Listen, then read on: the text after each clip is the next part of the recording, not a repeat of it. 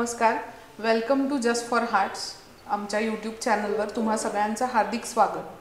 आपण सगळेच खूप वेगळ्या वेगळ्या भूमिका निभावत असतो, म्हणजे स्त्री असो किंवा पुरुष असो. पण स्पेशली आयांना सगळ्यात म्हणजे म्हणतात ना की आता कोणता प्रश्न सगळ्यात जास्त सतावतोय, तर जेवायला काय करू हा सगळ्यात जास्त सतावणारा प्रश्न आहे. आणि त्यातही स्पेशली डब्याला, कारण तिथे ऑप्शन अजून कमी होतात, कारण काही पदार्थ गार चांगले लागत नाहीत किंवा काही पदार्थ पातळ डब्यात देता येत नाहीत, त्याच्यामुळे तिथे तो अजून आपले ऑप्शन्स कमी होतात. सो आजचा आपला हाच टॉपिक आहे की मुलांचा डबा काय, आणि याविषयीचे खूप इंटरेस्टिंग ऑप्शन्स आज आम्ही तुमच्यासोबत शेअर करणार आहोत. तसंच काय टाळावं आणि काय द्यावं याबद्दलही आम्ही बोलणार आहोत. त्याच्यामुळे हा व्हिडिओ शेवटपर्यंत नक्की बघा. आणि आमच्या चॅनलला जर तुम्ही अजून सबस्क्राईब केलं नसेल तर सबस्क्राईब करा आणि बेल आयकन दाबायला विसरू नका, म्हणजे आमचे सगळे अपडेट्स लगेच तुमच्यासोबत येतील. सो हाय नेहा. हॅलो. तू पण एक आई आहेस, तुझी छोटी मुलगी आहे 3 वर्षाची. त्याच्यामुळे हा आमच्या सगळ्यांसारखाच प्रश्न तुलाही नक्कीच पडत असेल की जेवायला काय करू आणि डब्यात काय देऊ. तर एकतर मुलांची शाळा म्हणजे रिसेस खूप कमी वेळ असते, तर अशा वेळेला हेल्दी आणि असे काय ऑप्शन्स आपण डब्यात मुलांना देऊ शकतो. अक्षदा, हा खूप महत्त्वाचा विषय तू घेतला आहे, कारण मध्ये पण मी काही शाळांना व्हिजिट केलं तर सगळ्यात इम्पॉर्टंट म्हणजे न्यूट्रिशनचं सेशन घेतल्यानंतर असेच म्हणजे टिफिनवरनंच मॅक्सिमम प्रश्न होते, कारण टीचर्सचं जे ऑब्झर्वेशन त्यांनी शेअर केलं होतं की मुलं जॅम पोळीच आणतायत किंवा मेयोनीज पोळीच आणतायत किंवा एखादा पदार्थ तो अगदी रोज तोच पदार्थ आणतायत. तर खूप इम्पॉर्टंट मुद्दा आहे हा डिस्कशनसाठी, आणि सगळ्यांनी ह्याच्यावर विचार नक्कीच केला पाहिजे की आपण आपल्या मुलांना काय देतोय. आपण आपला एक दिवस फक्त रेटत असतो, म्हणजे असतं का खरंच काही आयांचं असं असतं की हां आपला आजचा दिवस गेला, झाला, टिफिनमध्ये काहीतरी गेलं, पण तसं न करता एक थोडंसं प्री प्लॅनिंग केलं पाहिजे.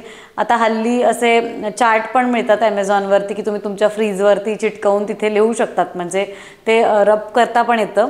तर ते असे बोर्डसारखे छोटे असतात, तर ते तुम्ही लिहू शकतात की तुम्हाला आठवडाभर मुलांना काय देणार आहे. त्याप्रमाणे तुम्ही प्री प्लॅनिंग आधीच तुम्ही केली तर तुम्हाला त्यावेळेस गडबड होणार नाही.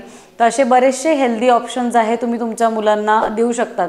आणि एक महत्त्वाचं मला काय सांगायचं की टिफिन हा खूप महत्त्वाचा मील असतो मुलांचा, कारण हा उठल्यानंतरचा एक दुपारचं जेवणच आपण म्हणूया की मोस्टली मुलांचं एक दुपारी म्हणजे अगदीच छोटे आहे त्यांचं एक 11:30-12 वाजता रिसेस होते, आणि बाकी जी मोठी मुलं आहे त्यांचं 1-2 वाजता अशी म्हणजे दुपारचं जेवण मेजरली एक मेजर मील तुमचा टिफिन असतो.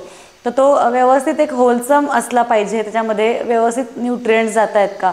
म्हणजे आपण लहान असताना तर भाजीपोळी असं फार कडक होतं की भाजीपोळीच आणायची डब्यामध्ये, तर नथिंग रॉंग. पण मला एक म्हणायचं की आपला काय म्हणता येईल ना, आहारात आहे ना मॅक्सिमम आपल्याला कलर्स, मॅक्सिमम भाज्या किंवा जास्तीत जास्त व्हरायटी जेवढी आपण ॲड करतो तेवढा आपल्या पोटातला जो म्हणजे आपल्या काय म्हणता येईल ना डायजेस्टिव्ह सिस्टीम स्ट्रॉंग होत जाते, की आपला गट मायक्रोबायोटा आपल्या पोटामध्ये आपल्या सिस्टीममध्ये एक असे छोटे छोटे मायक्रो ऑर्गॅनिझम्स असतात, त्याला आपण फ्रेंडली मायक्रो ऑर्गॅनिझम्स म्हणूया. तर जेवढं आपण वेगळ्या वेगळ्या अन्न खातो तेवढे ते डायव्हर्स होत जातात, आणि जितकी ते डायव्हर्स होतात तितकी तुमची इम्युनिटी चांगली राहते, तुमचा मूड चांगला राहतो, आणि मुलांचा परफॉर्मन्स देखील चांगला त्याच्याने होत असतो. त्याच्यामुळे टिफिनमध्ये असं एक रिजिड काहीतरी एक देण्यापेक्षा वेगवेगळ्या अन्न घटक, आता मी तुम्हाला रेसिपीज सांगण्यापेक्षा हे सांगेल की सपोज तुम्ही सोमवारी त्यांना एखादी म्हणजे भाजीपोळी दिलेली आहे, ट्यूजडेला तुम्ही त्यांना एखादा मुगाचा डोसा देऊ शकतात, म्हणजे तुमचं पोळीचं ते म्हणजे गहू झाला, आता मुगाचा डोसा द्यायचा. मग परत तिसऱ्या दिवशी तुम्ही नाचणीचा काहीतरी पदार्थ, नाचणीचा डोसा आवडत नसेल तर तुम्ही नाचणीची भाकरी करून देऊ शकतात. आता ह्याच्यामध्ये पण काय असतं की मग आयांचं असतं की माझ्या मुलाला आवडत नाही, खात नाही मी, कारण माझ्या मुलीच्या शाळेमध्ये देखील बऱ्याचशा गोष्टी अलाउड नाही आहे, तरी पण कोणी आणलं तर मग ते पेरेंट्स म्हणतात की मुलं तेच खातात. तर it is a part of habit building. जसं मी तुम्हाला सांगितलं की मंडे टू फ्रायडे लिस्ट करून वेगळं वेगळं धान्य तुम्हाला कसं देता येईल, किती व्हरायटी. अगदीच मी असं नाही म्हणत की काही लोकांना पेरेंट्स वर्किंग असतात, बोथ पेरेंट्स आर वर्किंग, आणि मग एवढा वेळ नसतो, पण प्री प्लॅनिंग केलं तर काहीच अवघड नाही आहे. जेवढा वेळ तुम्हाला पोळी भाजी करायला लागतो किंवा कुठलाही टिफिन करायला लागतो तेवढा पदार्थ तुम्ही आधी जर प्रिपेअर केलं तर तो पदार्थ तुम्हाला बनवता येईल. फक्त वेगळं वेगळं धान्य, वेगळी वेगळी भाजी असं ॲड करत त्यांना तुम्ही त्यांचा टिफिन देऊ शकतात.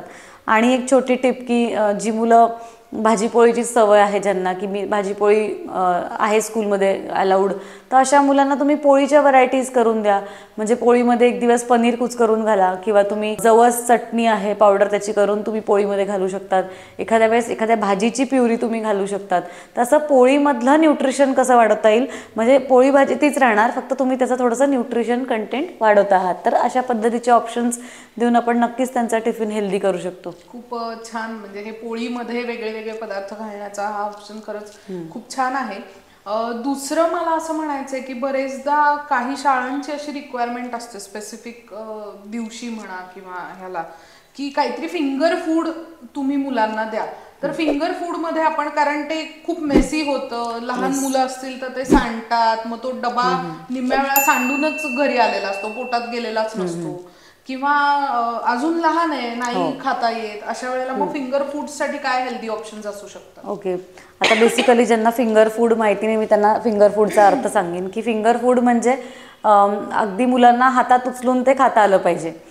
फॉर एक्झाम्पल, म्हणजे आता बिस्किट एक एक्झाम्पल देते मी, ते अनहेल्दी आहे, पण आपण हेल्दी ऑप्शन्स बघूया. की फिंगर, आता छोट्या स्मॉल रिसेस पण असते मुलांना ना, स्नॅक्स जिकडे आपल्याला द्यायचं असतं, तर अशा वेळेस तुम्ही फिंगर फूड मुलांना दिलं, कारण ते उचलून खाता खाता पळत खेळत असतात. किंवा खूपशा मुलांना असं असतं की येताना बसमध्ये किंवा व्हॅनमध्ये खूप लांब असते शाळा, आणि मग तेव्हा ते खायचं असतं, म्हणून फिंगर फूड एक बेस्ट ऑप्शन आहे. तर फिंगर फूडमध्ये तुम्ही असं करू शकतात की तुम्ही त्यांना पोळीचा रोल आहे की नाही, तो प्रॉपरली त्यात भाज्या घालून, किंवा तेच मी सांगितलं तसं पनीर वगैरे किसून, किंवा चीज आहे ते किसून असा रोल बनवून तुम्ही त्यांना देऊ शकतात. किंवा आपलं कडधान्य असतं, राजमा आहे किंवा चणे, छोले, हे सगळे तुम्ही व्यवस्थित शिजवून त्याचा प्रॉपर असं, म्हणजे काय म्हणता येईल ना, आपण पॅटीस बनवतो की नाही, तसं त्याचा कटलेट टाईप, पण कटलेटचा गोल शेप न देता त्याला असे उभे उभे स्टिक्स तुम्ही करून दिले, तर ते पण एक चांगला ऑप्शन आहे तुम्हाला खायला. किंवा आता बटाटा आहे, तर बटाटा आपण थोडंसं वेट गेनसाठी त्याला बदनाम करून ठेवला आहे, तर बटाट्याचे देखील हे असेच कडधान्य आणि बटाटा यूज करून तुम्ही कटलेट्स आहे किंवा चिप्स, घरी बनवलेले चिप्स असतात, तसं तुम्ही मुलांना देऊ शकतात. काही हरकत नाही तसं द्यायला. घरी बनवलेले तुम्ही जर पापड वगैरे असतील तर ते पापडचे घरी बनवलेले आपले बटाट्याचे चिप्स असतात किंवा नाचणीचे पापड असतात, तर ते तुम्ही देऊ शकतात. ज्वारीचे, हां, तसे तुम्ही, म्हणजे आपण वेगळ्या वेगळ्या शेप्सचे बनवतो ना, तर राईस पापड असतात, तसं तुम्ही ते देऊ शकतात. आणि आता ना हल्ली, म्हणजे OTG आपल्या घरी नसेल तरी पण तुम्ही घरी देखील तुम्ही असे बिस्किट्स थोडेसे बनवू शकतात, कारण ती मुलं लहान आहे, त्यांना कधीतरी ट्रीट मील लागतं. जसं आपण चीट मील म्हणतो, त्यांना आपण ट्रीट मील म्हणूया, की त्यांना पण गंमत म्हणून काहीतरी एखाद्या दिवशी गोड खावंसं वाटतं, तर तुम्ही गव्हाचं पीठ यूज करून किंवा नाचणीचं पीठ यूज करून तुम्ही कॅरेट केक करू शकतात. किंवा नाचणीचा केक खूप सुंदर होतो घरात, जसा नॉर्मल केक करतो मैदा, तसाच सेम नाचणीचा केक होऊ शकतो. आणि साखर न घालता तुम्ही गूळ किंवा खारकेची पावडर घाला. आता इतक्या लहानपणापासून आपण साखर आपल्याला पुढे जाऊन पण कमी कमीच करायची, म्हणून मी हे हेल्दी ऑप्शन सांगते. तर मुलांना आवडतं केक आणि हे सगळ्या गोष्टी, तर तुम्ही कुकीज आहे, केक्स आहे, तुम्ही असे ऑप्शन्स फिंगर फूड म्हणून देऊ शकतात मुलांना. अजून एक महत्वाचा मुद्दा, की सध्या चीज हे सगळ्या पदार्थांमध्ये घातलं जातं. म्हणजे चीज पावभाजी, चीज डोसा आपण ऐकतोच, पण पाणीपुरीमध्ये वगैरे पण घालतात. तसं मुलांना प्रत्येक गोष्टीवर चीज किसून आया बरेचदा डब्यामध्ये देत असतात. तर हे किती योग्य आहे? असं प्रत्येक गोष्टीत चीज डब्यात सुद्धा त्यांना देणं हे योग्य आहे का? आता कुठली पण गोष्ट आहे ना, आता चीज आहे, चीजमध्ये प्रोटीन्स चांगल्या प्रमाणात असतात, अर्थात फॅट्स पण असतात, पण प्रोटीन्स पण चांगल्या प्रमाणात असतात. तर चीज इज नॉट अनहेल्दी. पण काय असतं, कुठली पण गोष्टीचा, मी आधीपासून तेच म्हणते की कुठल्या पण गोष्टीचा अब्यूज झाला, एक्सेस यूज झाली का ती प्रॉब्लेम क्रिएट करणार. आणि काय झालं आहे ना आता हल्ली, जसं इन्व्हायरमेंट असतं ना, आपण तसे वागायला जातो. म्हणजे तुम्ही इथून बाहेर पडला, तुमच्या घराच्या बाहेर पडलात, तर अगदी पहिल्या गाडीपासनं म्हणजे अगदी पाणीपुरीत चीज, दाबेलीत चीज, सँडविचमध्ये चीज, तर त्या मुलांचे जे टेस्ट बर्ड्स आहे ना, ते इतके डेव्हलप झाले चीजसाठी की त्यांना ते, आणि ते व्यसन पण असतं शेवटी, की त्यांना ते खावंसंच वाटतं, त्याच्याशिवाय होत नाही. आणि हे खूप लोकांमध्ये दिसून आलेलं आहे की पेरेंट्स कंप्लेंट करतात की मुलं चीज शिवाय खात नाही, त्यामुळे आम्ही प्रत्येक पदार्थात चीज घालतो. तर ह्याला एक ऑप्शन असा आहे की तुम्ही होममेड पनीर करा, आणि होममेड पनीरमध्ये तुम्ही किसून त्याच्या छान, त्याच्यामध्ये मीठ वगैरे घातलं का ती एक थोडीशी जवळपास टेस्ट त्याची जाऊ शकते. आणि पनीर हेल्दी पण आहे मुलांसाठी. तर आपण ते थोडासा ना एक सवयीचाच भाग आहे, त्याच्यामध्ये थोडेसे एफर्ट्स घेऊन पेरेंट्सलाच चेंज करावे लागणार आहे, कारण इन्व्हायरमेंटच एवढं स्ट्रॉंग आहे चीज बाबतीत की चीज आहे किंवा ब्रेड आहे, पाव आहे, ह्याच्याबद्दल इतकं स्ट्रॉंग आहे. आणि परत तुम्ही जेव्हा कार्टून शोज बघता त्याच्यामध्ये मध्ये जे ॲड्स लागतात ना त्या पण खूप इन्फ्लुएन्स करतात मुलांना की इतकं छान ते चीज दिसतं, किंवा इवन ते कार्टून्स असतात ते पण चीज खात असतात, तर त्यांना ते त्याच्यामुळे अट्रॅक्शन आहे की तो पदार्थ खाल्ला पाहिजे. तर थोडंसं इन्व्हायरमेंट पण आपल्याला चेंज केलं पाहिजे मुलांचं, की ते थोडंसं हेल्दी फूडला अट्रॅक्ट होतील असं काहीतरी इन्व्हायरमेंट क्रिएट केलं पाहिजे. आणि घरात आपण ज्या गोष्टी ठेवतो तर त्या आपण खातोच, तर घरातच मुळात त्या गोष्टी आणू नये. तर घरात आपण आणल्या आणि का बरोबर ती मुलांना सवयच लागते की नाहीच ते कन्झ्युम केलं. माझ्या घरात तर मी बिस्किटं बिलकुलच आणत नाही, त्यामुळे ते कन्झ्युमच केले जात नाही. तर सपोज कोणी पाहुणे आले त्यांनी आणलं का मग ते एक जरी पुढं आपल्या घरात असलं तर ऑब्व्हियसली भूक लागल्याच्या वेळेस ते माइंड एक आपलं हे असतं की अरे आहे समोर तर आपण खातो. त्यामुळे इन्व्हायरमेंट चेंज करणं गरजेचं आहे. अजून एक माझा प्रश्न आहे, कारण माझा शाळांशी खूप जवळनं संबंध येतो सगळ्या, तर बरेचदा आम्ही हे पण ऑब्झर्व करतो की खूप सकाळी लवकर शाळा असेल म्हणजे 7 वाजता वगैरे, तर पेरेंट्स म्हणजे कित्येकदा तर असं काही शाळांमध्ये बघायला मिळतं की पार्सल रात्रीचं आणलेलं डब्यात देतात, किंवा जरी तसं नाही दिलं तरी कणिक आपण आदल्या दिवशी मळून ठेवतो की सकाळी पोळे पटकन होईल, किंवा तर असं हे जे भाज्या आधी चिरून ठेवणं किंवा कणिक आधी मळून ठेवणं अशी ही जी आहे प्रोसेस, तर ही हेल्दी आहे का डब्याच्या दृष्टीने? कारण ऑलरेडी आपण डबा जेव्हा खातो तो बनवल्यापासून 3-4 तासांनी खातो, तर त्याच्या आधी एक 7-8 तास त्याची तयारी करणं, so is it healthy or not? तर नाही, हे हेल्दी नाहीच आहे डेफिनेटली. कारण जेव्हा आपण भाज्या कापतो तेव्हा त्याचा न्यूट्रिएंट लॉस, इतका वेळ ते एअरसाठी एक्सपोजर होतं. तुम्ही साधं भोपळा कापल्यानंतर तुम्ही थोडं किंवा बटाटा पण कापतात तेव्हा तुम्ही बघतात त्याचं जेव्हा इन्व्हायरमेंटशी कनेक्शन येतं त्याचा कलरच बदलायला लागतो. तर ऑब्व्हियसली त्याचे जे न्यूट्रिएंट्स आहेत त्याच्यामध्ये चेंजेस होतात आणि त्या बटाट्यामध्ये पण बरेच अल्टरेशन्स होतात जे आपल्या बॉडीसाठी चांगले नसतात. त्याच्यामुळे आपल्याला जितकं फ्रेश खाता येईल, म्हणजे आपण म्हणतो की बनवल्यानंतर 1-2 तासामध्ये फूड कन्झ्युम केलं पाहिजे. तर स्कूलचं ठीक आहे आपले 2-3 तास होतात पण दॅट इज ओके, पण रात्री भाज्या चिरून ठेवणं किंवा हे जे आहे ना हे ह्या टाईपचं प्रिपरेशन म्हणजे नाही केलं पाहिजे. मग सकाळी फ्रेशली धुवून मग भाज्या चिरायच्या आहे. म्हणजे काही लोक चिरून पण भाज्या धुतात, ते पण नाही केलं पाहिजे. रादर की सकाळी पण चिरत असतील ना तर चिरल्यानंतर धुतल्यानंतर त्याच्या आतलं न्यूट्रिएंट सगळं निघून जातं, ते पण नाही केलं पाहिजे. आणि स्पेशली पालेभाज्या तर नाहीच नाही. सो हा एक खूप महत्त्वाचा मुद्दा आहे की वेळ वाचवण्यासाठी म्हणून आपण जी तयारी करतो तर ते घरचा डबा असला तरी it may be not much healthy. So थोडं एक मला वाटतं एक अर्धा तास लवकर उठून आपण ती वेळ मॅनेज केली पाहिजे. आता थोडासा वेगळा विषय म्हणजे डब्यात काय द्यायचं वगैरे ही आपण चर्चा केलीच, पण डबा कोणता द्यावा? म्हणजे बऱ्याच शाळांमध्ये मी आता हा खूप चांगला बदल दिसायला लागलाय की ते सांगतात की स्टीलचा टिफिन कंपल्सरी आहे किंवा स्टील बॉटल इज कंपल्सरी, पण तरी सुद्धा मुलं हरवतात आणि त्याचं कॉस्ट वाईज पालक are still reluctant to give such things. So कशामध्ये, कोणत्या धातूमध्ये किंवा कोणत्या प्रकारच्या डब्यामध्ये डबा दिला गेला पाहिजे?